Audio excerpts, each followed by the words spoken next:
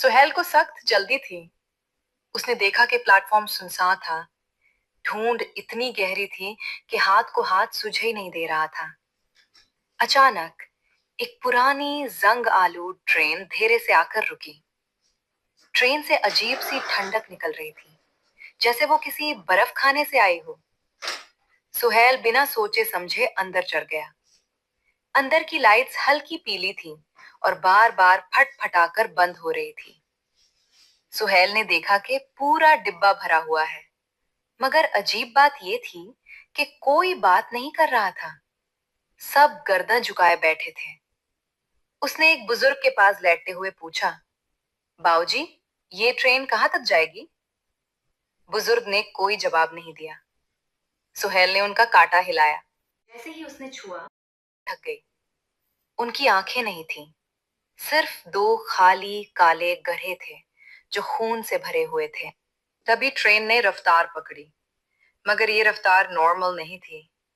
Train इतनी तेज थी कि बाहर के दरख्त और बिखरे हुए घर किसी काली परछाई की तरह लग रहे थे। सुहेल ने दरवाजा खोलने की कोशिश की, मगर दरवाजा बाहर से नहीं, बल्कि गोश्त और खून से बंद था। अचानक ट्रेन की लाइट्स हमेशा के लिए गुल हो गई। अंधेरे में उसने एक भारी सांस लेने की आवाज सुनी। तुमने टिकट नहीं ली? एक भारी फटी हुई आवाज उसके कान के बिल्कुल पास से आई। सुहेल ने मोबाइल की फ्लैश चलाई। उसके सामने एक लंबा काला साया खड़ा था, जिसके हाथ जमीन तक लंबे थे और उनमें बड़े बड़े नखूं थे। उस सायों ने सुहेल का गला पकड़ लिया। उसके नाखूनों ने सुहेल की खाल में धंसने लगे। सुहेल ने खिड़की से बाहर देखा। ट्रेन पत्थर पर नहीं, बल्कि एक गहरी खाई की तरफ जा रही थी, जहां से लाखों चीखने की आवाजें आ रही थी। अगली सुबह स्टेशन मास्टर को प्लेटफॉर्म नंबर 4 पर एक पुराना घिसा हुआ जूता और सुहेल का मोबाइल मिला। मोबाइल की स्क्रीन टूटी हुई थी, मगर उसमें एक सेल्फी सेव थी जो सुहेल ने गलती से ली थी। सेल्फी में सुहेल अकेला नहीं था।